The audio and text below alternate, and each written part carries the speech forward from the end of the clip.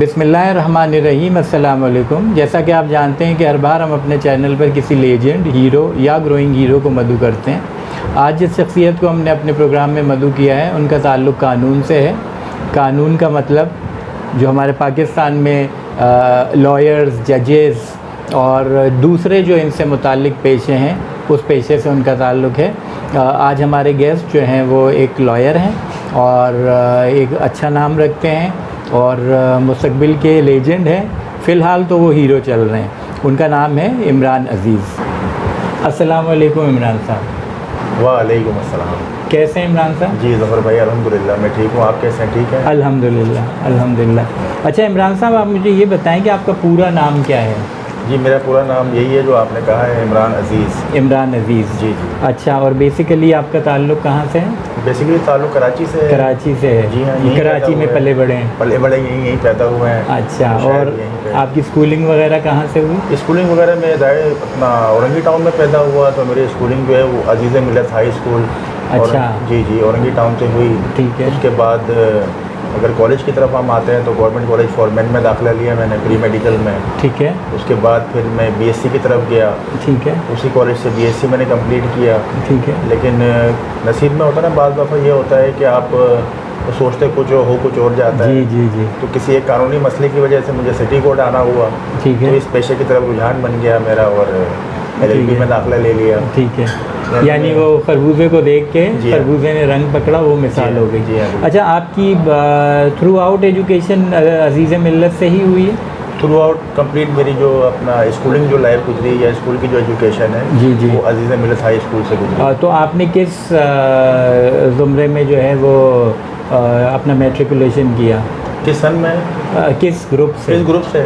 Science से। Matric मैंने science से किया। अच्छा, तो आपके दौर में तो वो बायोलॉजी और कंप्यूटर वाला कॉन्सेप्ट? कंप्यूटर वाला नहीं था, सिर्फ बायोलॉजी। मैट्रिक लेवल तक जो है वो बायोलॉजी और फिजिक्स था। बायोलॉजी, फिजिक्स, केमिस्ट्री वगैरह। केमिस्ट्री और मैथमेटिक्स। जी ठीक ठीक। जी जी। तो उससे फिर आपने इंटर किया? इंटर आपने बताया कि आपने किस कॉलेज से किया? Government college Forman, Nazimabad. और वो भी आपका साइंस में था? बिल्कुल साइंस में था, लेकिन प्री मेडिकल से। प्री मेडिकल से था। जी, जी। और फिर उसके बाद आपने फिर बीएससी किया? जी हाँ। तो बीएससी आप कंप्लीट नहीं कर सके थे? बीएससी मैंने, जी बिल्कुल आपने सही कहा, प्री मेडिकल से मैंने जो है ना वो ज़ाहिर सी बात इंटर किया था। तो फिर मैंने ज़ूलॉजी बॉटनी में कोशिश की बीएससी करने की, लेकिन मैंने तालीम मुझे जो है ना अधूरी छोड़नी पड़ी।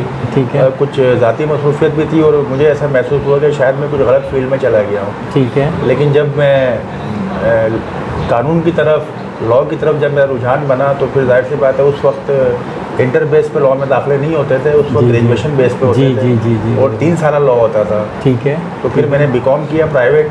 ठीक और है। उसके बाद फिर मैंने लॉ में दाखिला लिया फेडरल उर्दू यूनिवर्सिटी से। अच्छा, आपका लॉ जो है वो उर्दू यूनिवर्सिटी से? जी हाँ। ये जो बाबा उर्दू रोड पर है? जी हाँ बिल्कुल, ये ठीक ठीक ठीक। तो इसमें आपको उस वक्त मुश्किल नहीं पेश आई जब आप बीएससी से आप बीकॉम की तरफ, और फिर बीकॉम से आप मतलब आपने सारे फ्लेवर चखे? जी जी। आपने साइंस का मज़ा भी चखा, आपने फिर कॉमर्स का मज़ा भी चखा, और फिर आप अचानक से कानून की तरफ आ गए।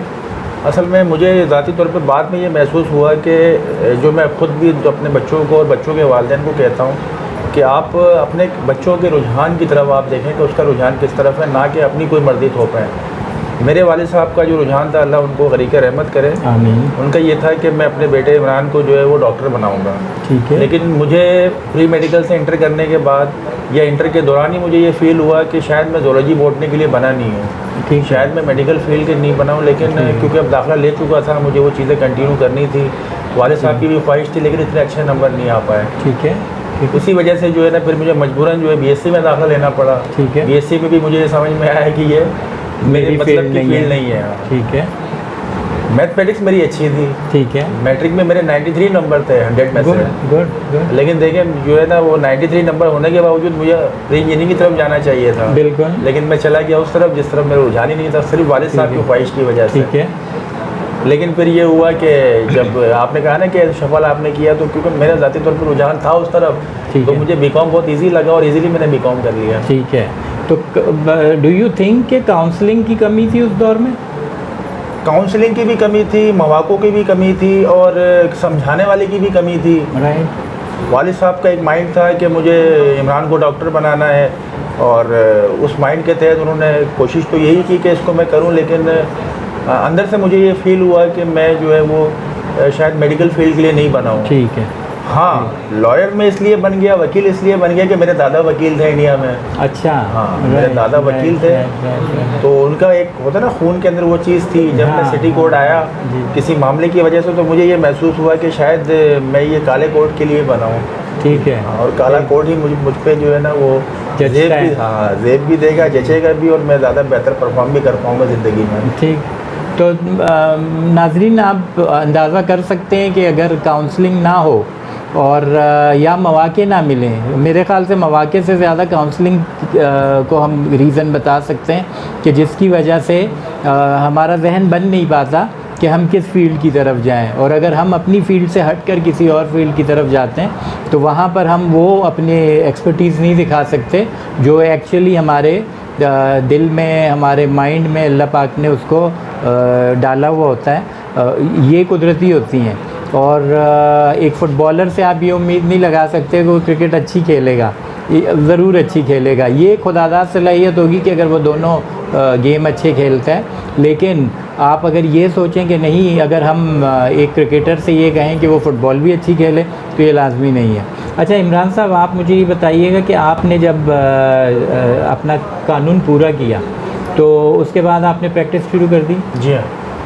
होता ये है कि जब 3 साल लॉ जब हम करते थे, जब 3 साल था, अभी भी ऐसा ही है, तो आखिरी 6 माह जो होते हैं उसमें आपको इजाज़त दी जाती है यूनिवर्सिटी की तरफ से भी, और सिंध बार कौंसिल जो वकीलों को लाइसेंस देता है उसकी तरफ से भी इजाज़त दी जाती है कि आप 6 महीना प्रैक्टिस करेंगे किसी सीनियर के साथ। ठीक है। उसे हम आम लफ्ज़ों में पिपुलेज पीरियड कहते हैं, या हम अगर कानून की ज़बान में आ जाए तो वो इंटीमेशन पीरियड होता है। राइट। यानी एक कानून का तालिब इल्म 4.5 साल मुकम्मल करने के बाद, अगर मैं आज के 5 साल डिग्री को लूँ तो 4.5 साल मुकम्मल करने के बाद पाकिस्तान बार कौंसिल को या सिंध बार कौंसिल को इंटीमेट करता है कि मेरे 6 महीने अब रह गए हैं लॉ की डिग्री में, लिहाजा मुझे इजाज़त दी जाए कि मैं किसी सीनियर के साथ पिपुलेज पीरियड पूरा करूँ, 6 महीना उसके साथ प्रैक्टिस करूँ। तो 6 महीने पहले से प्रैक्टिस स्टार्ट हो गई थी। और अल्हम्दुलिल्लाह मेरे जो सीनियर मुझे मिले एडवोकेट मोहम्मद अशरफ बेग साहब, उनके साथ रहते हुए पिपुलेज पीरियड में मैंने उनके साथ 10 केसों में उनका असिस्ट किया, जो मैंडेटरी रिक्वायरमेंट होती है कि आप अपने सीनियर के साथ रहते हुए उनको 10 केसों में असिस्ट करेंगे। वही 10 केस जो होते हैं वो हम सिंध बार कौंसिल में उसकी जो है वो तफसीलात जो होती हैं, जो उसके डॉक्यूमेंटेशन, जो डिग्री ऑर्डर होता है, वो जमा करा के फिर अपनी बाकायदा एक इंटरव्यू में बैठते हैं। इंटरव्यू और रिटन टेस्ट होता है, और आपको बाकायदा सिंध बार कौंसिल जो है एक वकील का प्रैक्टिशनर यानी एडवोकेट होने की हैसियत से लाइसेंस इशू करते हैं। अच्छा, उसमें मोर और लेस हम कह सकते हैं कि थोड़ा बहुत जैसे मेडिकल में हाउस जॉब होती है। जी हाँ। तो जो पीरियड आपने जो एज बताया, how do you spell that word? Pupillage period यानी प्यूपिल शागिर्द को कहते हैं, प्यूपिल राइट। यानी हम शागिर्द होते हैं किसी उस्ताद के। राइट 6 माह के लिए। राइट। तो उसमें आपने जब असिस्ट किया तो उसमें आपका पहला केस जो था वो किस चीज़ का था? देखिए, शुरू में जब भी आप आते हैं, ज़्यादातर जो है ना वो आप एक वकील जब पिपुलेज पीरियड के अंदर आता है, जब किसी उस्ताद की शागिर्दी करता है, तो आमतौर पर उसको फैमिली केसेस का सामना होता है कि फैमिली केसेस खुला के या मेंटेनेंस के या डॉक्टरी आर्टिकल्स के या बाज़ दफ़ा GNW का मतलब गार्जियन एंड वार्ड, जो आपकी कस्टडी के केसेस होते हैं। अगर सेपरेशन हो जाता है मियाँ बीवी के दरमियान, तो माँ कहती है कि बच्चे मेरे पास रहने चाहिए, या बाप कहता है, इस तरह के केसेस होते हैं। या फिर सबसे ज़्यादा जो केसेस होते हैं वो आमतौर पे बेल एप्लीकेशंस होती हैं।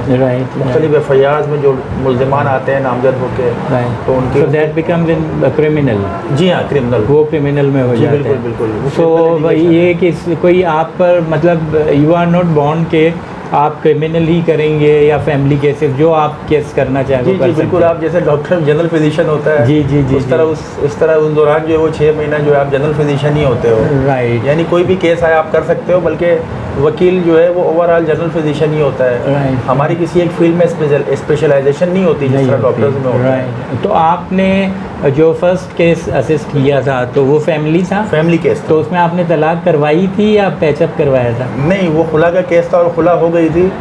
ऐसा वकील तो ये कोशिश होनी चाहिए हमारी, और मैं करता भी हूँ कि अगर कोई घर ख़राब हो रहा है, अगर एक वाइफ अपने शोहर से नाराज़ होकर कोर्ट आ गई है तो कोशिश यही होनी चाहिए, जैसे आपने कहा हम अपनी अदालती ज़बान में, कानून की ज़बान में उसको रिकन्सिलिएशन कहते हैं, जी कि दोनों पार्टीज़ को बिठा के कोई कंप्रोमाइज़ करा दिया जाए। जी। और कोर्ट के अंदर सेक्शन 5 जो है वो यही कहता है फैमिली कोर्ट्स एक्ट का, कि जब भी अदालत के पास कोई केस आए खुला का, तो लाजमी तौर पर जज की जिम्मेदारी है कि दोनों फरीकैन को बिठा के कोशिश करें कि उनके दरमियान सुलह करा दी जाए।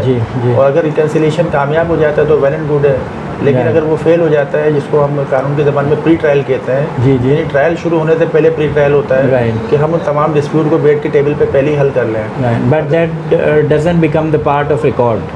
It will be part of record. If pre-trial will be successful, then it will become the part of trial. And no, if it is not successful, then the trial will become effective and trial will go on, litigation will go on. अगर no, I mean, जब pre trial हो रहा होता है, I think वो जज साहब के सामने होता है, जज साहब या जज साहब के सामने, और nobody was involved in that, except husband and wife. बिल्कुल। और if it's not successful, तो वो मेरे ख्याल से रिटन रिकॉर्ड में उसको जैसे बाकी केस आता है वो नहीं आता शायद ट्रायल का। अगर वो अनसक्सेसफुल हो गया, फेलियर हो गया, बनता, तो फिर उसमें वो जज ऑर्डर करता है इसके अंदर कि मैंने कोशिश की कि रिकन्सिलिएशन हो जाए, लेकिन प्री ट्रायल फेल हुआ है। अब आगे केस एविडेंस पे जाएगा, और केस बाकायदा जिस तरह चलता है, दोनों पार्टी एविडेंस लेके आएगी और कानून जो है ना वो आगे चलेगा, वो लिटिगेशन चलेगी। लाइक नाज़रीन, हम ये कह सकते हैं कि हमारे लॉ में ये चीज़ें शामिल हैं, और वकील की भी पूरी कोशिश होती है, चाहे वो अपोनेंट वकील ही क्यों ना हो, उनकी भी पूरी कोशिश ये होती है कि सुलह हो जाए तो बहुत अच्छी बात है। उसके बाद फिर जज की भी पूरी यही कोशिश होती है, जज साहब की या जज साहबा की, कि बहुत अच्छे तरीके से केस हल हो जाए। और उसमें सिर्फ़ और सिर्फ उनके पॉइंट्स की बात नहीं होती कि उन्होंने अपने पॉइंट्स बनाने होते हैं, वो दरअसल फैमिली को तोड़ना नहीं चाहते, जिसकी वजह से उनकी भी ख्वाहिश यही होती है कि पैचअप हो जाए या सुलह हो जाए तो बहुत अच्छी बात है। उनकी सक्सेस होना ये सुनने पे सुहागा हो जाता है। अच्छा, आपने इसके बाद फिर LLM किया? जी हाँ, बिल्कुल LLM किया मैंने। वो कहाँ से किया? वफाकी उर्दू यूनिवर्सिटी से जब मैंने लॉ किया तो दोस्तों की मेहरबानी है और कुछ अपनी भी मेहनत थी। मैंने बाबा उर्दू जो कैंपस है हमारा, जी, वहाँ से मैंने फर्स्ट पोजीशन हासिल की। ग्रेट। 2017 में मेरा लॉ कंप्लीट हुआ है। फिर उसके बाद मैंने SM लॉ कॉलेज से LLM में दाखिला लिया, और 2020 में वहाँ से मैं पास आउट हुआ LLM। माशाल्लाह। तो उसके बाद कुछ फ़र्क पड़ा आपकी? एक होता है ना कि जब आप एक स्टेप ले लेते हैं, तो जब आप फर्स्ट स्टेप पे होते हैं तो आपका प्रोफेशनली आप किसी और लेवल पे होते हैं अपने स्किल्स की, और जब स्टेप बढ़ते जाते हैं तो आपका लेवल चेंज होता रहता है। तो LLM करने के बाद आप में क्या चेंज आया? क्योंकि जहाँ तक मेरी जो आप पे जितनी वर्किंग है वो ये है कि आपने फ्रॉम द स्क्रैच शुरू किया है अपना काम, और आप एज एन एंटरप्रेन्योर जैसे हम कहते हैं बाकी चीज़ों में, आपने वो काम किया है।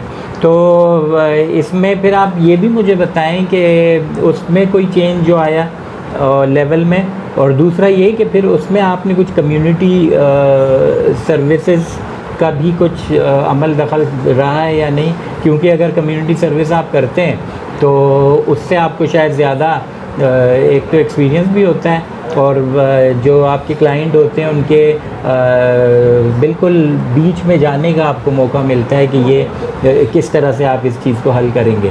तो वो भी मुझे बताएं आप।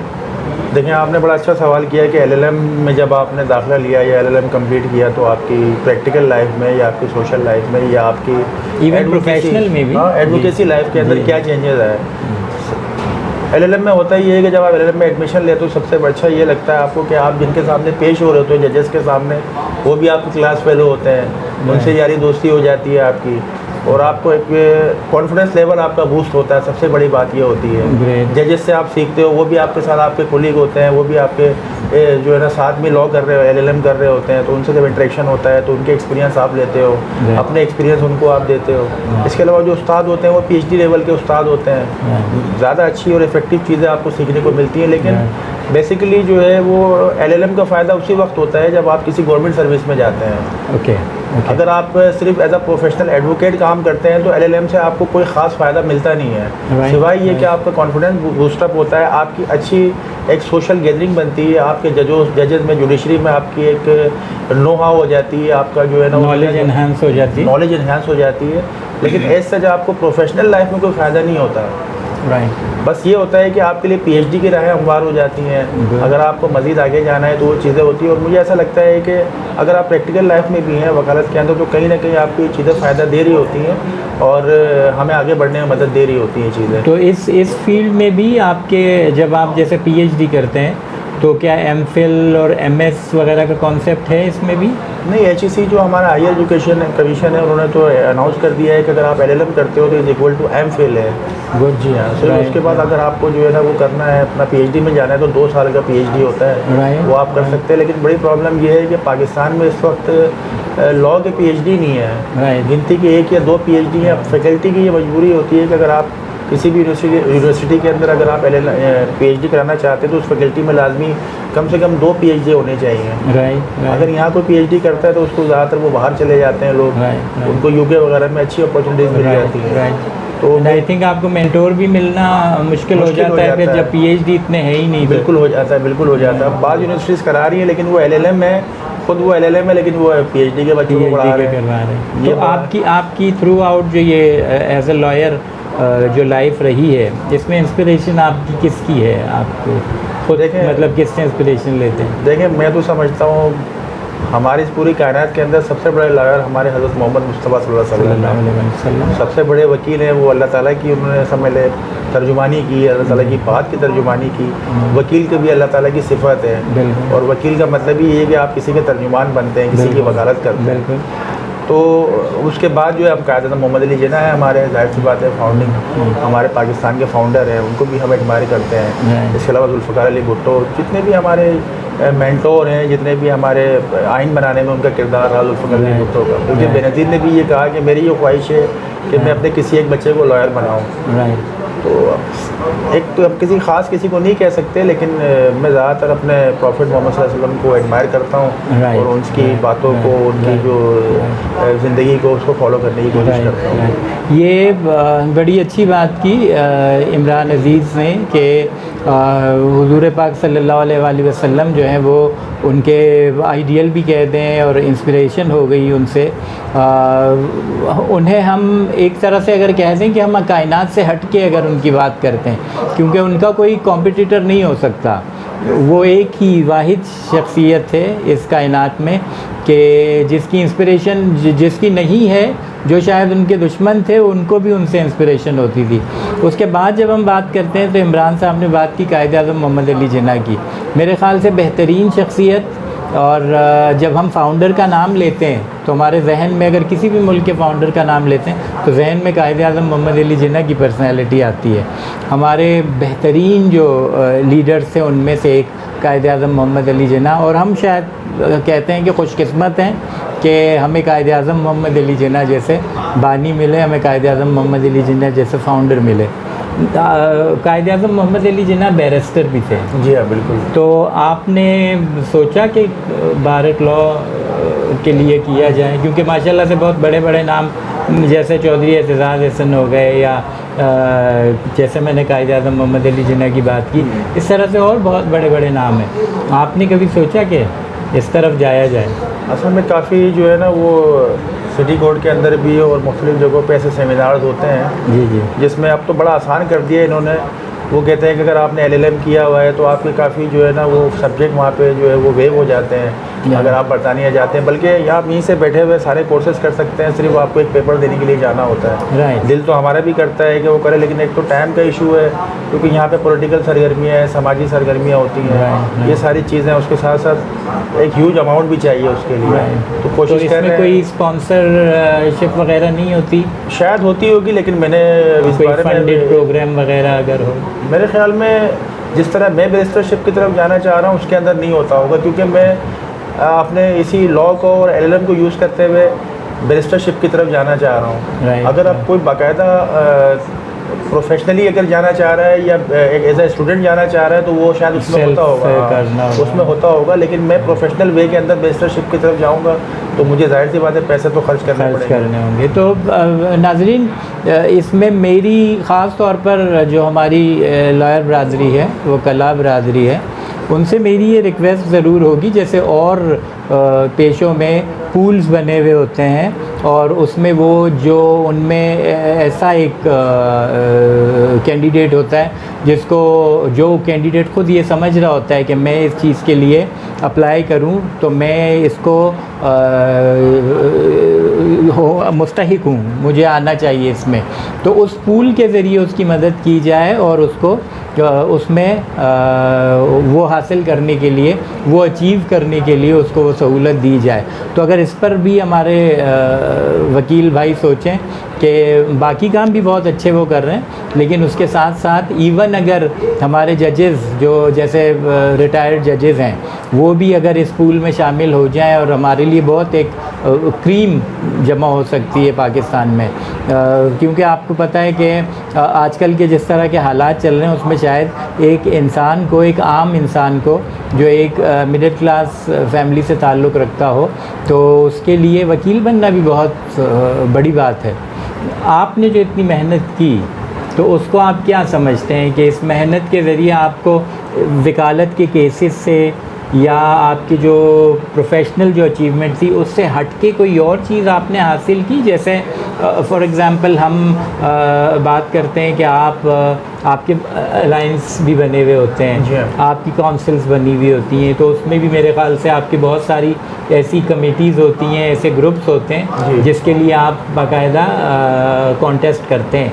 तो डू यू थिंक कि उसमें आपने पार्टिसिपेशन किया है और आपने अचीवमेंट आपकी हुई हो, या ऐसा हुआ हो कि रंग लाती है ना पत्थर से पिस जाने के बाद, तो कहीं आपने ख़ुद को काफ़ी पीसा और उसके बाद आप रंग लाए? बहुत अच्छा सवाल किया आपने। मैं ख़ुद ये दोस्तों को ये बात कहता हूँ कि देखें, अपने लिए तो हर बंदा जीता है, अपने लिए, अपनी फैमिली के लिए आप मेहनत भी करते हो, स्ट्रगल भी करते हो, आप ज़िंदगी में कोई भी मुकाम हासिल करते हो XYZ, लेकिन रिटर्न में आप अपनी कम्युनिटी को, अपने शहर को, अपने पसमानदा लोगों को और पसमानदा तबकों को अपनी तालीम से, अपनी स्टेटस से, अपने एक्सपर्टीज़ से क्या मदद कर रहे हैं आप? इवन अपनी अचीवमेंट से, यस एग्जैक्टली।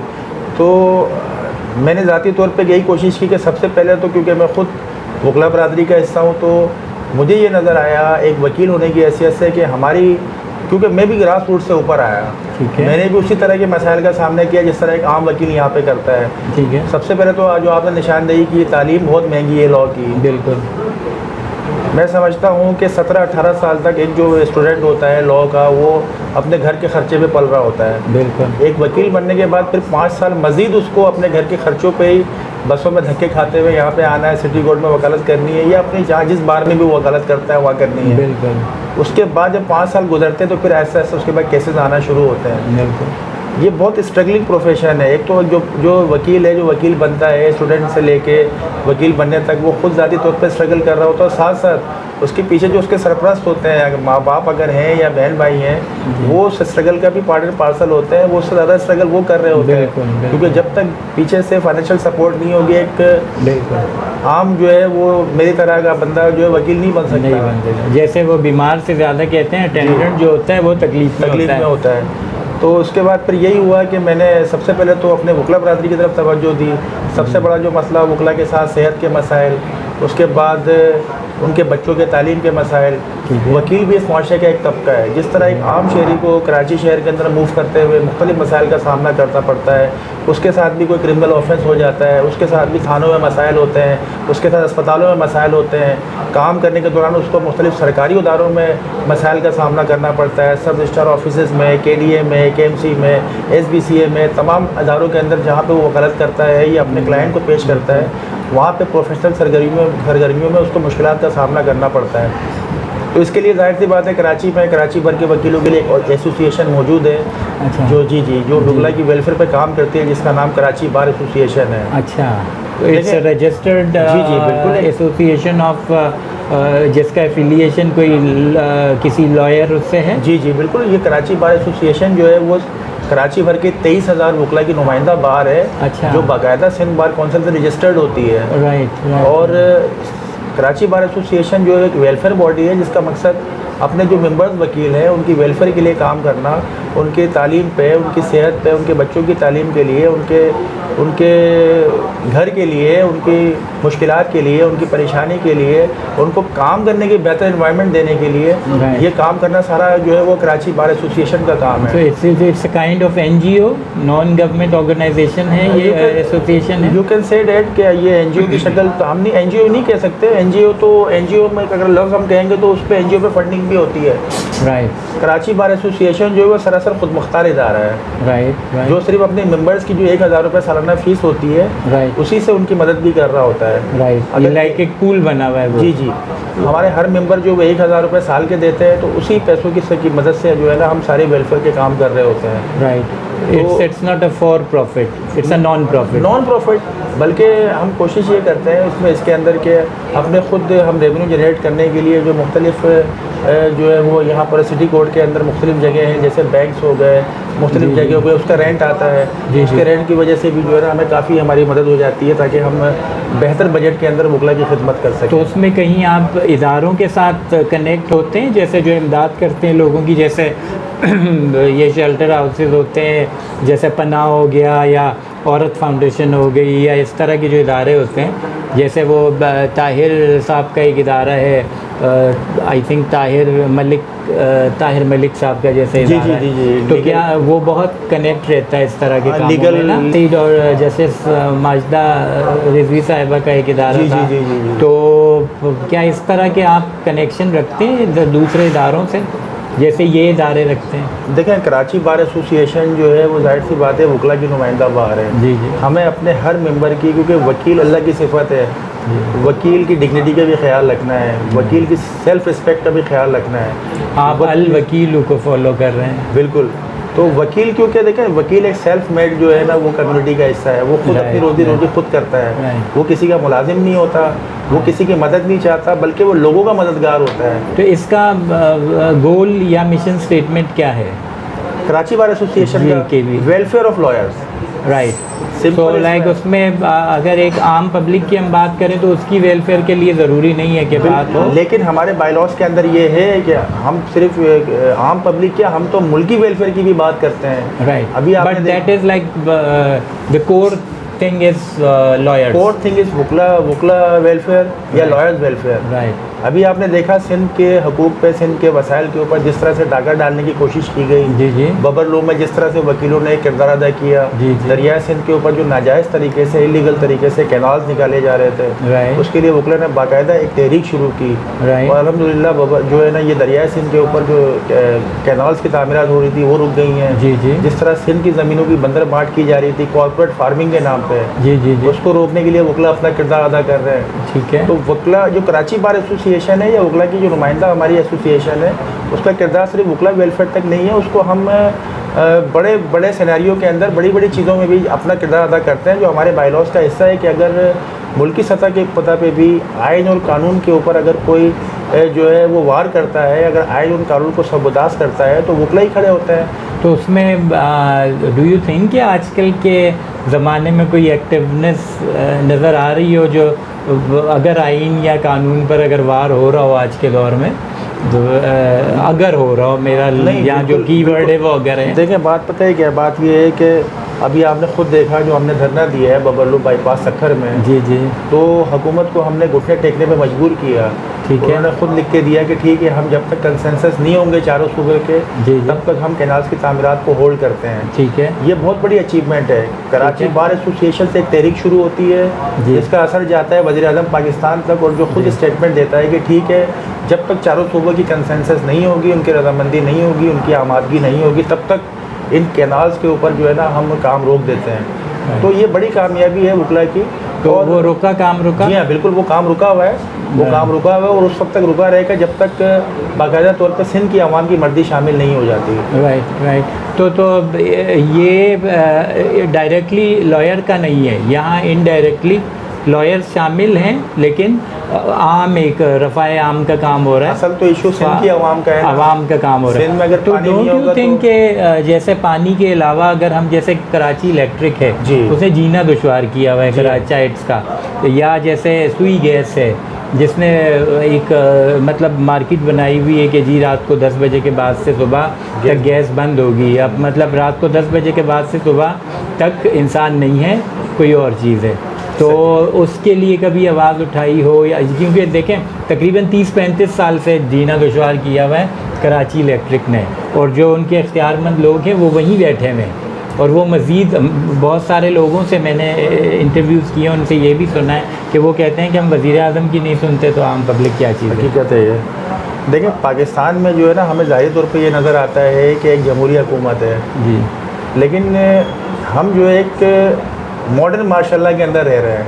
अच्छा, मॉडर्न माशाल्लाह है ये, और मॉडर्न माशाल्लाह की सारी जो डोरे हैं ना, जो हम तो कठपुतली है, ये डोरे जो सारी है वो हिलती है IMF की तरफ से, ठीक है, अमेरिका की तरफ से, ये सारी ठीक डोरे है। वहाँ से, क्योंकि हम तो बाल बाल कर्जों में जकड़े हुए हैं। ठीक है, वो जैसा हमें प्रोग्राम देते हैं, जैसा वो हमें प्लान देते हैं, हमें वो करना पड़ता है। राइट, मुझे ये महसूस होता है कि जैसे आपने इदारों की बात की, के इलेक्ट्रिक, SSGC, जी, जी। इनकी सारी पॉलिसी इसके अलावा और भी बहुत से हैं, लेकिन ये वो सरदार इदारे हैं। जितने भी यूटिलिटी इदारे हैं उनकी सबकी जो है कमांड एंड कंट्रोल जो है वो जाके IMF से ये सालाना जो बजट हमारा होता है, जी। इससे पहले एक मीटिंग होती है बाकायदा, जी, जी। जो IMF पूरा प्लान हमें देता है कि देखिए अब हम आपके कर्जे कंटिन्यू उसी वक्त करेंगे जब आप अपने इदारों के अंदर ये इस्लाहात लेकर आएंगे, जी, जी। ये उनके अंदर जो है ना सख्तियाँ लेकर आएंगे, आवाम के ऊपर इस तरह का बजट इम्पोज करेंगे, आवाम को इस तरह से निचोड़ेंगे आप, जी, जी, ताकि हमारा कर्जा भी निकले और हमारा सूद भी निकले। ठीक है। अगर हम अपने तौर पर चलना शुरू हो जाएं तो फिर उनका कर्जा कैसे हम वापस लेकिन करेंगे? वो अपनी जगह वो बात आपकी सही है। जैसे आपने कैनाल्स पे काम किया, यकीनन यहाँ भी IMF का दखल होगा,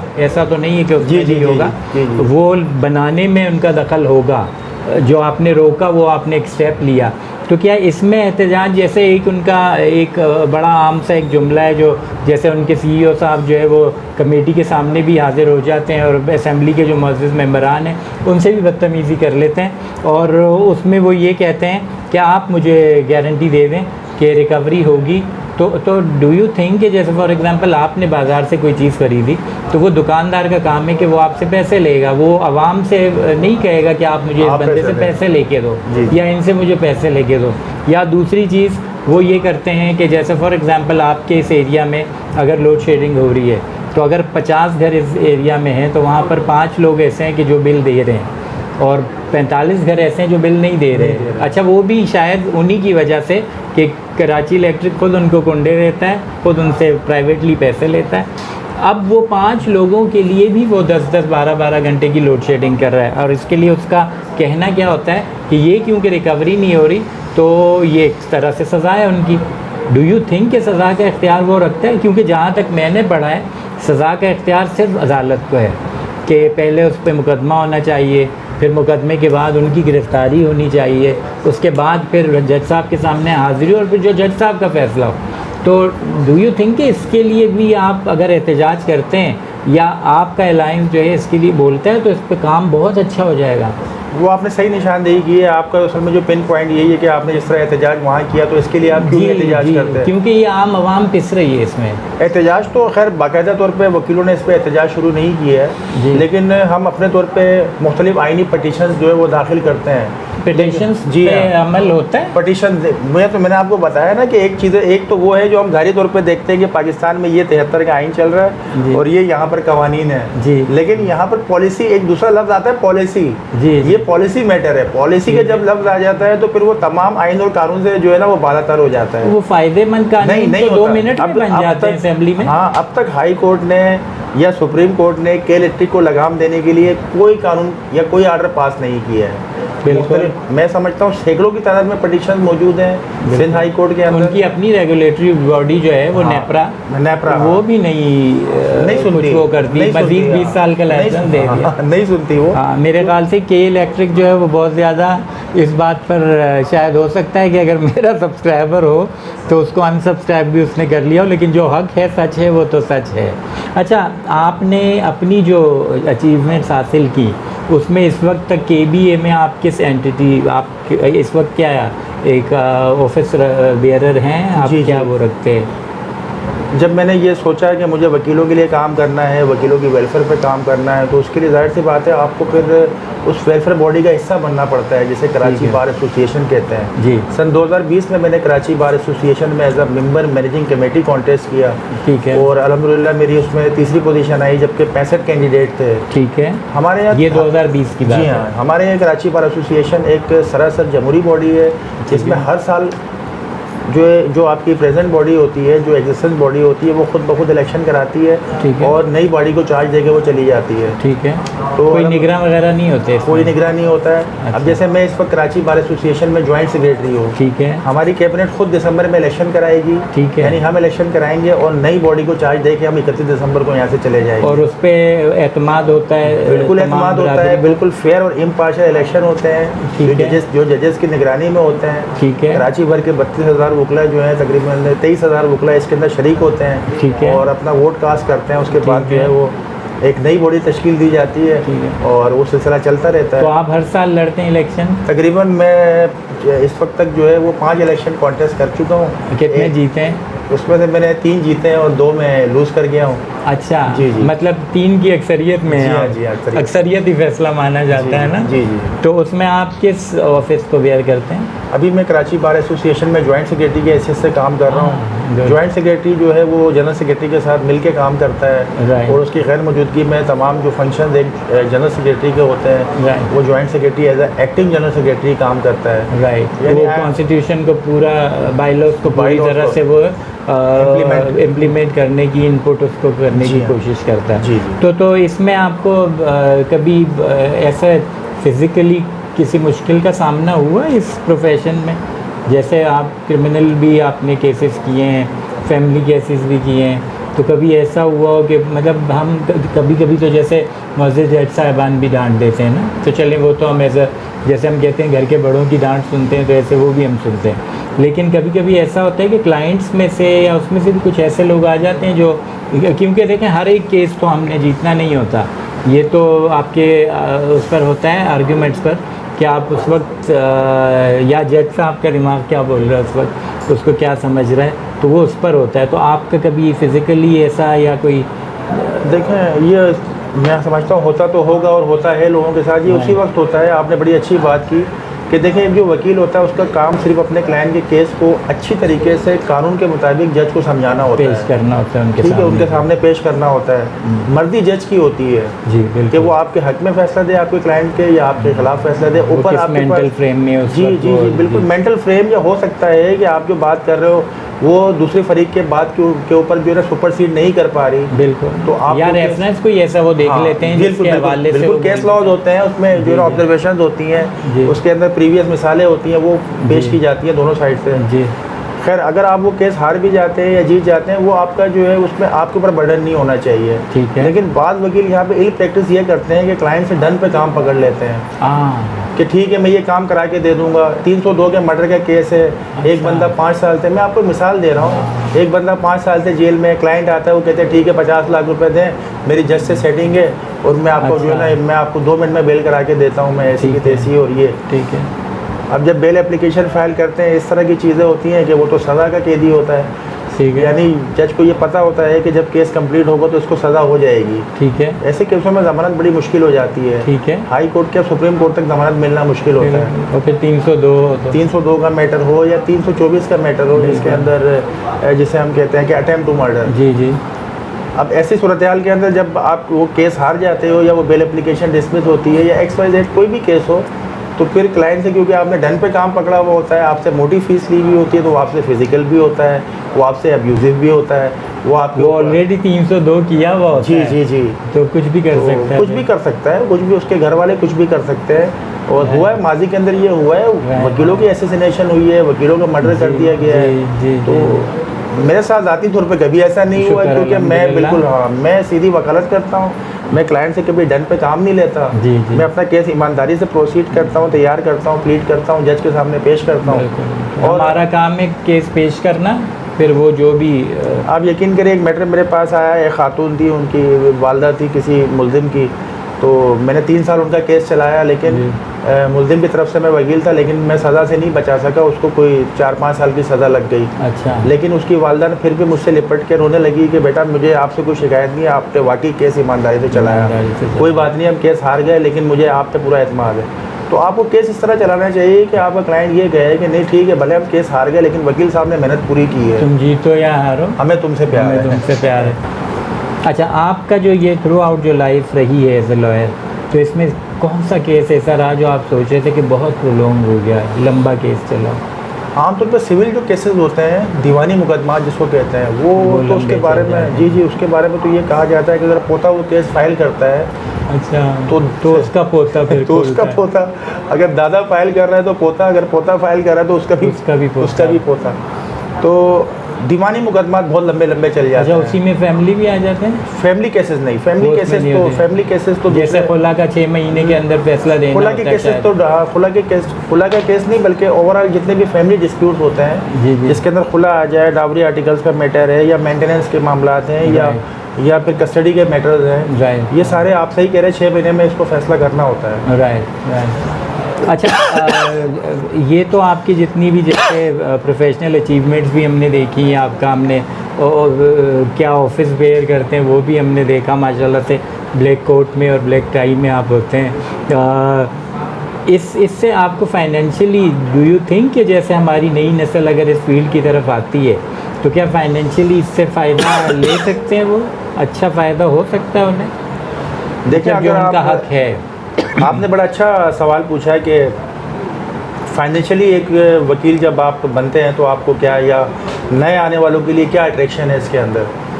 देखिए, अगर आप किसी भी फील्ड में होते हैं और ईमानदारी से काम करते हैं, अपने क्लाइंट का जो भी केस आता है उस पर मुकम्मल स्टडी करते हैं, उसमें आप मिसालें ढूंढते हैं, आप कवानीन को समझते हैं, आप अच्छी तरह प्लीड करते हैं और काम शुरू करते हैं अल्लाह का नाम लेके, तो मुझे ज़ाती तौर पे तजुर्बा ये है कि कामयाबियाँ मिलना शुरू होती है, और कामयाबी जब आपको केसों में मिलना शुरू होती है तो क्लाइंटेज ऑटोमेटिक बढ़ना शुरू हो जाती है।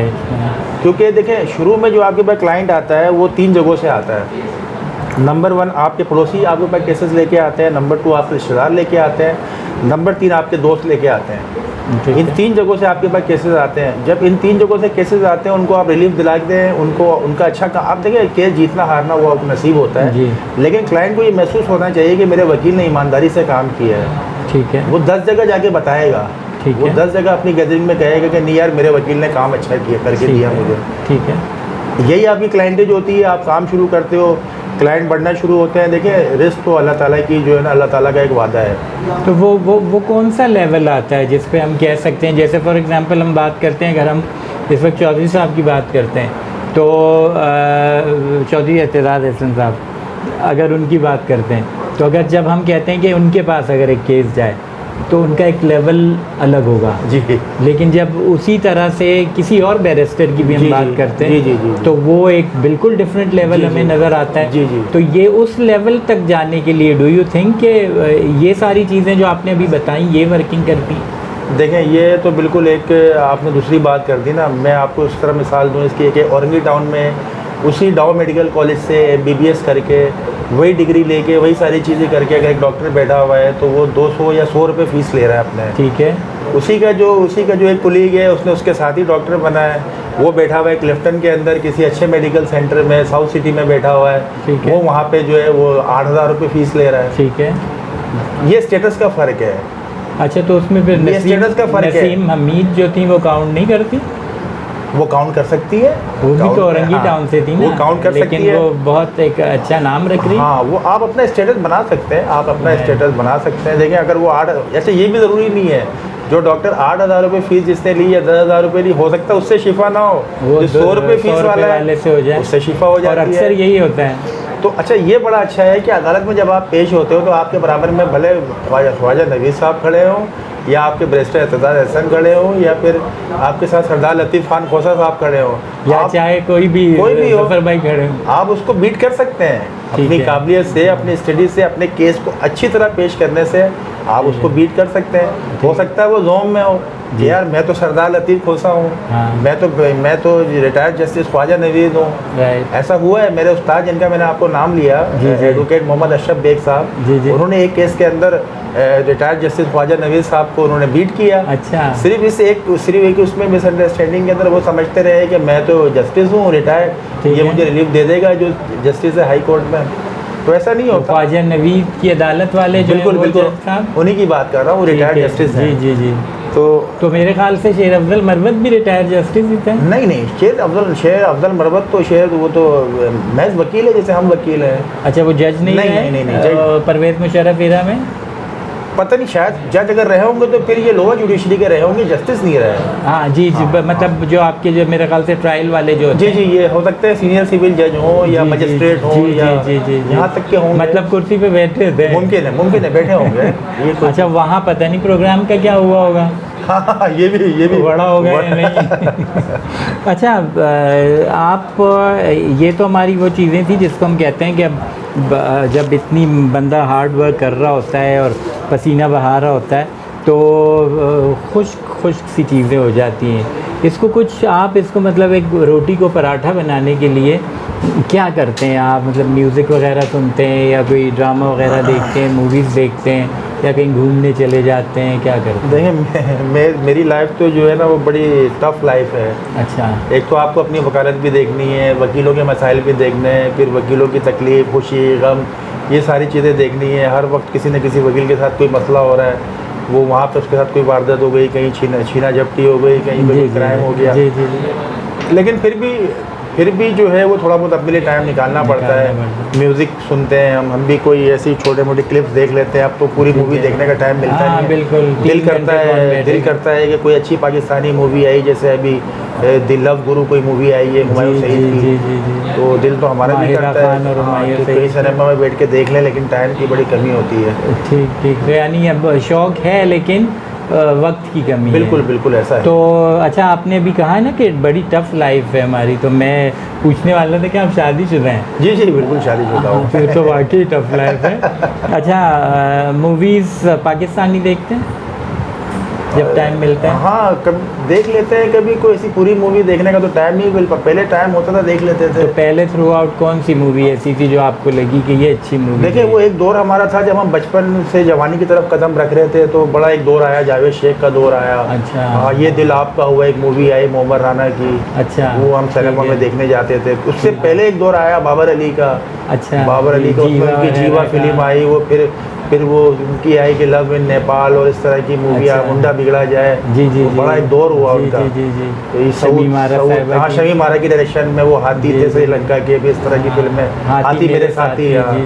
तो वो हम जाते थे सिनेमा में। वो एक दौर था जब मैट्रिक में थे, इंटर में थे, और इस तरह की चीज़ें होती रही। अब तो मेरे ख्याल में ये अभी मैंने सुना है कि कोई लव गुरु कोई बड़ी अच्छी मूवी आई है। जी, वो पब्लिसाइज बहुत हुई है ना, वो तो मार्केटिंग बहुत हुई है उसकी।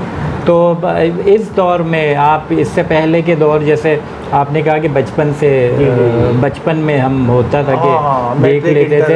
हाँ, तो मैं जाने वाला था उससे पीछे दौर की तरफ, जब आपने कहा ना कि जावेद शेख की जब आपने बात की, तो वो नदीम का, शबनम का, या वो तो नदीम शबनम का एरा तो बहुत पीछे चला गया, पीछे हो जाता है, पीछे चला गया। हमारा एरा तो वही है, बाबर अली वाला। राइट। अच्छा, जावेद शेख जो है वो मिडिल में रहे ना, वो उस दौर को भी टच कर रहे थे आज तक, और अभी तक माशाल्लाह से हर नौजवान है अभी तक, हर पाकिस्तानी मूवी वगैरह सब चीज़ों में।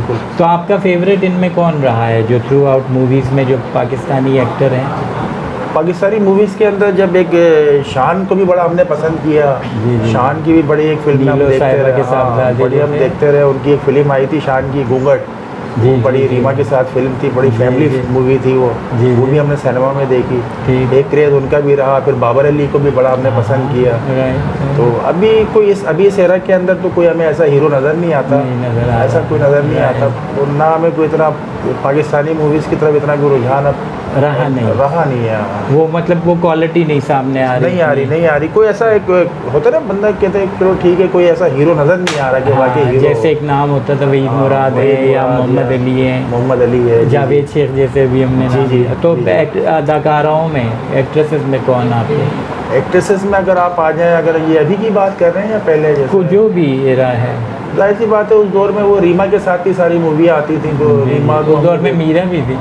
मीरा नहीं, इतना कोई उनको खास लाइक नहीं किया। अच्छा, ठीक है। उनका कैरेक्टर कोई हमारी समझ में नहीं आया है कभी। सही, उनकी ज़बान भी समझ में नहीं आती। रीमा का एक ग्रेस रहा, उसने एक अच्छी तरह से काम किया। जी जी। और इसके अलावा नीली भी थी एक दौर में। जी जी जी, बिल्कुल। नीली भी जावेद शेख के साथ उनकी बड़ी फिल्में आई जी। अब बिल्कुल ही वो स्क्रीन से बिल्कुल गायब जी है। जी जी, गायब हो गई। हैदराबाद से ताल्लुक़ था उनका। और अभी तो मेरे ख्याल में यही खातून चल रही है, इनका क्या नाम है जो? माहिरा खान। माहिरा खान है, और एक आध और भी हैं जिनको तमगे वमगे भी मिले हैं। जी हाँ, वो खातून है एक और। हाँ, बड़ा ही उनका जो है काम अच्छा करती हैं वो भी। जी जी जी, लेकिन बस तमगे ने थोड़ा उनको कंट्रोवर्शियल कर दिया। अच्छा, जो ड्रामे वगैरह हैं वो आप देखते हैं? पाकिस्तानी ड्रामे? जी जी बिल्कुल। बाकी ड्रामे तो हमें ड्रामे नहीं लगते ना। मैं सच्ची बात बताऊं, अभी तो मुझे कोई इतना ड्रामों का नहीं पता। पहले के कोई ड्रामे? पहले तो जाहिर सी बात है हम देखते थे, वो पीटीवी के देखते थे। हमने तो उस दौर से ड्रामे, जैसे ऐनक वाला जिन तो बचपन में हम देखना शुरू किया। फिर गेस्ट हाउस, वो ड्रामा जो जान रैम्बो का आता था, पीक और जान रैम्बो। फिर वो इनका एक ड्रामा था, वो अपना शफ़ी मोहम्मद शाह और वो खातून थी सकीना समो का एक ड्रामा बड़ा मशहूर हुआ था। शफ़ी मोहम्मद शाह जो एक एक्टर थे, उनका ड्रामा बड़ा मशहूर हुआ था। सकीना समो के साथ? सकीना समो थी या शायद कोई और होगा। शगुफ्ता एजाज। वो आँच के नाम। वो एक ड्रामा था। जी जी जी। वो तो बस हमने उल्फत।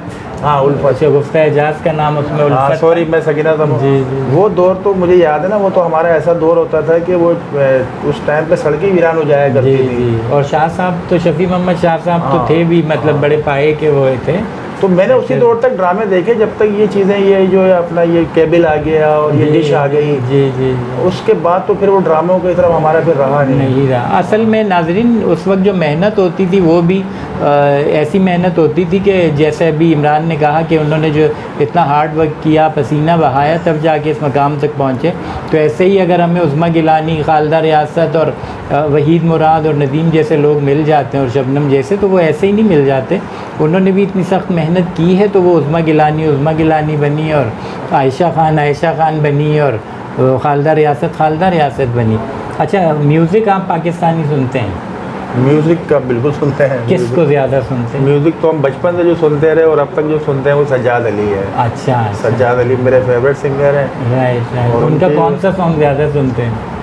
उनका तो देखें आप, ज़्यादातर जो उनके सॉन्ग जो थोड़े से सॉफ्ट मेलोडी में आते हैं, जैसे पानियों में चल रही है, अच्छा, कश्तियाँ भी जल रही है, या इस तरह की जो सॉफ्ट जो उसमें आते हैं वो हम ज़्यादातर सुनते हैं। मतलब थिरकता हुआ म्यूज़िक नहीं सुनते आप? थिरकता हुआ अब नहीं सुनते हैं। अच्छा, पहले सुनते थे जब बेबिया 93, वो जब हमारा मैट्रिक हमने पास किया, उस दौर में जब बेबिया आया, या फिर वो आया चीफ साहब, वो एक दौर हुआ करता था। उनकी कैसेटों के हम इंतज़ार किया करते थे कि अब आने वाली कैसेटों की कैसेटें शॉर्ट हो जाती थी। जी जी जी। फिर शॉर्ट पे हम सदर भागते थे लेने के लिए, फिर उसकी डमी मिलती थी कि रिकॉर्ड करके उन्होंने रखा हुआ है। यानी उनकी कैसेटें मार्केट से नापैद हो जाती थी। बिल्कुल बिल्कुल। और वो बहुत महंगी हो जाती थी। बहुत महंगी हो जाती थी। 65 उस वक्त आम कैसेटें 25 की थी, उनकी हम 65-70 में ख़रीदते थे। बिल्कुल। जैसे अभी हम कुछ देर पहले बात कर रहे थे ज़फ़र इकबाल गफरी। जी जी जी जी। कि वो उनका भी ऐसा ही था, एक एरा था। और आप यकीनन मेरे चैनल पर ज़फ़र इकबाल गफरी का भी हमने इंटरव्यू किया था। एक बहुत बड़ी आवाज़, बहुत ज़बरदस्त आवाज़।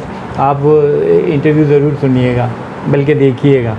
अच्छा, खाने के शौकीन हैं? खाना बिल्कुल खाने के शौकीन। कैसा खाना ज़्यादा खाते हैं? ज़्यादातर पाकिस्तानी फूड पसंद है। पाकिस्तानी में क्या? पाकिस्तानी में जैसे कौरमा, बिरयानी, ज़रदा, बिरयानी तो देखें वो तो कराची वालों का वैसे ही मैं समझता हूँ यूनिवर्सल डिश है, कौमी जिसको कह सकते हैं खाना है हमारा। बिल्कुल बिल्कुल। तो बिरयानी के बल्कि अब तो कौमी निशान क्या? कौमी निशान है बिरयानी के बगैर। तो बिरयानी का बड़ा शौक है। कभी वो से हम चले जाते हैं, कभी वो कादरी में, अल्लाह वाला, कभी अल्लाह राजी पे। ये सारी चीज़, अल्लाह वाला भी है, अल्लाह वाला भी है। तो वो मिर्चीली ज़्यादा खाते हैं या नहीं?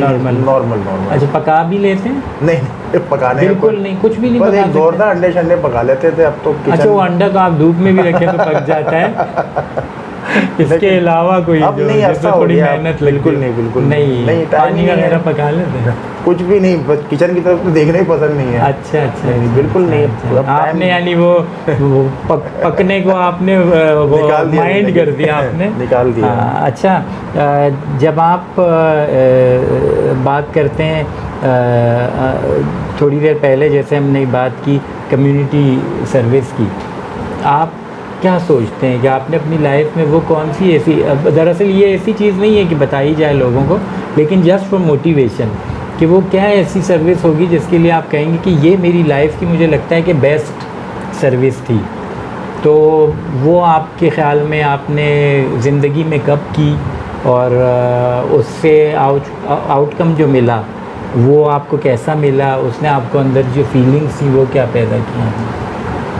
कम्युनिटी के लिए, कम्युनिटी का मतलब कराची शहर की आप बात कर रहे हैं? कोई भी कम्युनिटी सर्विस हो जाए, वो आपकी जो मतलब इलाका हो सकता है, आपका कराची शहर हो सकता है, पाकिस्तान की कोई भी कम्युनिटी। देखिए, इलाके के लिए भी मैंने काम किया, मैं क्योंकि ख़ुद औरंगी टाउन से बेस करता हूँ, तो वहाँ पर जो एक बड़ा मसला सामने आया वो था एक ऑरेंज लाइन की सर्विस के हवाले से।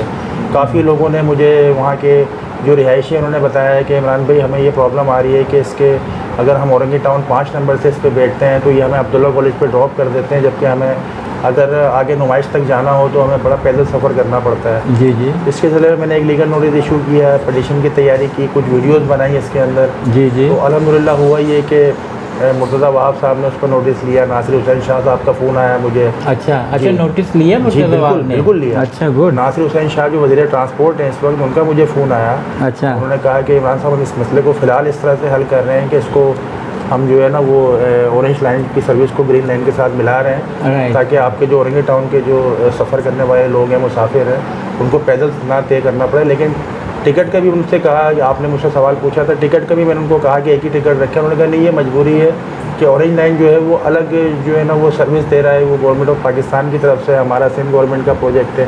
मेरे ख्याल में ये जो ग्रीन लाइन है ये गवर्नमेंट ऑफ पाकिस्तान का है, ऑरेंज सिंध वालों का है, तो इस तरह कोई इशू इस तरह कोई इशू उन्होंने बताया। खैर टिकट तो मिनिमल है, उतना टिकट नहीं है, लेकिन ये है कि सर्विस बहुत बड़ी थी, लोग बड़े खुश हुए। मेरे ऑफिस जो एक औरंगी टाउन में भी ऑफिस है, वहाँ बाकायदा लोग हार फूल लेके आए, बड़ी खुशी हुई। अच्छा, तो आपके औरंगी टाउन के इलाके में पिंक सर्विस वगैरह? पिंक नहीं है हमारे इलाके से, एक ऑरेंज लाइन सर्विस, ऑरेंज की है। तो उसके लिए भी आपकी कोशिश रहेगी, क्योंकि ख़वातीन हमारे एक बहुत बड़ा, हम कोशिश कर रहे हैं कि पिंक लाइन के हवाले से भी, कोई पिंक सर्विस के हवाले से भी काम किया जाए, कोई ऐसा बस रूट स्टार्ट किया जाए कि सिर्फ ख़वातीन के लिए हो। तो ये तो सारे वो काम है जो आपने शराफत से किए हैं। जी जी।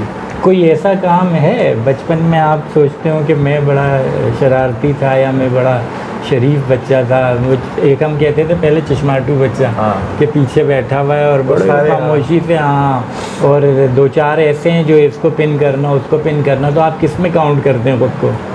देखें, शरारतें तो की हैं, स्कूल लाइफ में भी शरारतें की हैं हमने, कॉलेज लाइफ में भी की हैं। जी जी। लेकिन शरारत कोई ऐसी हमने नहीं की जिससे किसी का नुकसान हो। अगर आपको एक मिसाल पूछेंगे तो मैं आपको बता सकता हूँ, कॉलेज लाइफ में हमने एक शरारत की थी। जी जी। वो उस दिन हुआ ये कि जो हमारे स्कूल के कॉलेज के जो हमारे क्लास टीचर थे, उस वक्त हमारे कॉलेजों में भी जो है ना, आपको पता था स्कूल की तरह का एक होता था, उसी तरह हाजिरियाँ होती थी। बिल्कुल। अब तो माहौल बिल्कुल चेंज है। बिल्कुल, अब तो कॉलेज होता ही नहीं है। कॉलेज तो वो है ही नहीं, तो कॉलेज में होती हैं। कॉलेज में वैसी सख्तियाँ होती थी, वैसी हाजिरियाँ लगती थी, वैसी पूरी क्लास भरी होती थी। बिल्कुल। ऐसा बिल्कुल लगता नहीं था कि आप स्कूल से कॉलेज आ गए। और वो असेसमेंट के वक्त जो है वो काउंट भी करती थी वो अटेंडेंस आपकी, कि आप उसमें मौजूद रहेंगे या नहीं रहेंगे। फिर तो हमारे जो क्लास टीचर थे वो उस दिन नहीं आए थे सुबह, तो हमने जो है एक झूठ बोला अपने सारे जितने भी स्टूडेंट्स थे कि हमें फ़ोन आ गया, या मैं उस वक्त तो फ़ोन का तस्वर नहीं था। उस वक्त हमारे एक स्टूडेंट के पास डीसी पेजर हुआ करता था। अच्छा। हाँ, उस वक्त शुरू में डीसी पेजर आया था, आपको याद होगा? जी बिल्कुल याद। तो उन्होंने कहा कि मुझे डीसी पेजर पे आया है, फ़ोन भी याद है, डायल वाला भी याद है कि वो डीसी पेजर पे आया है कि उसमें हम जो है ना वो आज क्लासें नहीं होंगी, आज आप लोग छुट्टी करें। तो हमने जो है ना, वो मैं था और मेरे साथ एक और मेरा जो है वो दोस्त था, अनवर अली, जिसके पास डीसी पेजर हुआ करता था। अच्छा। तो हमने फिर पूरी क्लास, अमीर बच्चा था। अमीर बच्चा था। अच्छा। सारी क्लास को हमने रवाना कर दिया, वो सब चले गए। शायद उस दौर में 1D चलती थी या कोई ऐसी बस चलती थी। जी जी। वहाँ से फॉरमैन से, सॉरी 20 नंबर बस चलती थी जो क्लिफ्टन लेके जाती थी, शायद आज भी चलती है, सदर से होते हुए जाती है। जी जी। उनको हमने, वो सारे लोगों ने प्रोग्राम बनाया, हम भी शामिल हुए उसके अंदर। उन सबको 20 नंबर बस में बिठा के हमने रवाना कर दिया। अच्छा। रवाना कर दिया क्लिफ्टन, और हम खुद आगे क्लास में बैठ गए। जबकि मैसेज ये आया था कि मैं आधा घंटा लेट आऊँगा। अच्छा। उसके बाद हुआ ये कि जब हम सिर्फ दो स्टूडेंट क्लास में बैठे हुए थे, सबका शो का नोटिस इशू हुआ उस दिन, जितने भी स्टूडेंट थे। अच्छा, तो इस तरह की मैंने एक मिसाल दी, इस तरह की शरारतें हम किया करते थे। ये वाली शरारतें की हुई हैं, घंटी वंटी वाली नहीं? नहीं, घंटी घंटी बजा के भाग गए या इस तरह की? हाँ, बचपन में की होगी इस तरह की शरारतें, याद नहीं है। करते ही होंगे। Right right right. छोटी मोटी शरारतें तो करते ही अम्मी को होंगे। तंग करते थे? अम्मी हमारी बड़ी सख्त थी, अम्मी बड़ी अच्छा, सख्त थी। तो अब्बू को सख्त अम्मियों को तो ज़्यादा तंग करते हैं ना नहीं, बच्चे? हमारी मजाल नहीं थी, वो झाड़ू से मारती थी। अच्छा, हाँ, बेलन वेलन नहीं यूज़ करती थी? बेलन तो नहीं, झाड़ू से बहुत मार खाई है हमने। अच्छा, झाड़ू से बहुत मार खाई है। वालिद हाँ, वो साहब, एक था वो माएँ जो है, अच्छा मार के फिर थूकती भी थी उस पर हाँ, कि ये गुनाह है, इससे मैंने मारा है। हाँ। अच्छा, आपने बताया को बिरयानी आप पसंद है, आप खा लेते हैं। जी जी। मीठे में क्या पसंद है? मीठा, क्या बातें पसंद है मीठी या कोई डेजर्ट वगैरह? मीठा तो देखें जो अच्छा मीठा बना वो खा लेते हैं। वो कोई अच्छा। ऐसा ख़ास नहीं है मीठा कोई। हाँ, मीठे में अगर हलवे वगैरह वो अच्छे लगते हैं, जैसे बादाम अच्छा। का हलवा या पिस्ते का हलवा। अच्छा, ख़ास तौर पे कसरे शीरी का जो पिस्ते का हलवा है। अच्छा, वो, हाँ, हलवे भी बड़े महंगे वाले पसंद हाँ, किए वो, हाँ, वो अच्छा अच्छा। नाजरीन, अच्छी बात है चिलगोज़े का हलवा नहीं का वरना वो तो कंट्रोल से ही आउट हो जाता। मेरे ख्याल से 16,000 रुपये ऐसे ही हाँ। किलो चल रहा है ऐसे ही आजकल, ऐसे ही। बावजूद इसके कि गर्मी है। जी हाँ। अच्छा, क्योंकि हम इस वक्त जो है वो एंड की तरफ जा रहे हैं जी जी। आपके इंटरव्यू में, तो एट दी एंड मैं ये चाहूँगा इमरान कि आप हमारे जो ऑडियंस है, हमारे जो देखने वाले हैं, उनको अगर कोई ऐसा पैगाम देना चाहे जिसके लिए आप सोचते हैं कि ये पैगाम मेरा इन पर असर करेगा, क्योंकि आम तौर पर हम पैगाम देते हैं ना, हम कहते हैं कि ये इस तरह करना है, इस तरह करना है, एट दी एंड उस पर ख़ास कोई असर हो नहीं रहा होता। लेकिन आप जिसको ये सोचते हैं कि मुझे लगता है कि इस पर असर हो सकेगा, आप वो अपने प्रोफेशन के हवाले से भी दे सकते हैं। तो जी इमरान, आप कोई ऐसा मैसेज देना चाहेंगे? जी बिल्कुल, मैंने थोड़ा सा जिक्र पहले भी आपसे किया और अभी भी मैं ये बताना चाहता हूँ कि आप किसी भी फील्ड का हिस्सा हैं, आप चाहे वकील हैं, डॉक्टर हैं, मज़दूर हैं, किसान हैं, आप इंजीनियर हैं, आप किसी भी फील्ड से ताल्लुक़ रखते हैं। देखें, मैंने पहले भी ये जिक्र किया है कि रोज़ी रोटी इंसान अपनी खुद कर लेता है, अपने बच्चों को भी पाल लेता है, क्योंकि रिस्क अल्लाह का वादा है। मौत से ज़्यादा स्पीड में रिस्क आपके पीछे भाग रहा है और वो कोई आपसे छीन नहीं सकता। सबसे बड़ी बात यह है कि आप अपनी फील्ड में रहते हुए कम्युनिटी के लिए क्या कर रहे हैं, अपने इर्द गिर्द रहने वालों के लिए क्या कर रहे हैं, अपने शहर के लिए क्या कर रहे हैं और सबसे बड़ी बात अपने मुल्क के लिए क्या कर रहे हैं।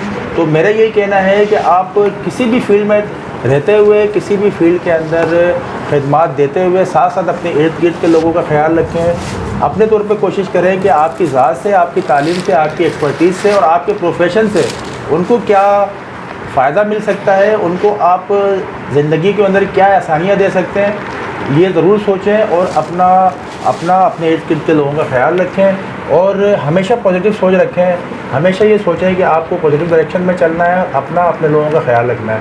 आप सबका बहुत बहुत शुक्रिया। अच्छा इमरान साहब, आपने बहुत बेहतरीन मैसेज दिया और मैं यकीन रखता हूँ कि इसका हमारी आवाम पर, हमारे बच्चों पर बहुत अच्छा असर होगा। आपका बहुत बहुत शुक्रिया।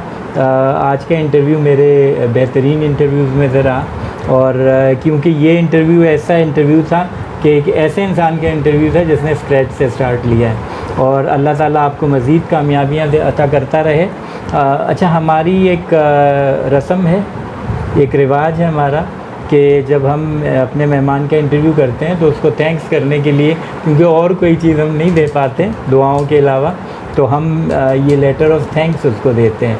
तो मैं उम्मीद करता हूँ कि आप इसको एक्सेप्ट करेंगे और अपने पास यकीनन इसको सजा कर रखेंगे। तो ये आपके लिए लेटर ऑफ थैंक्स है।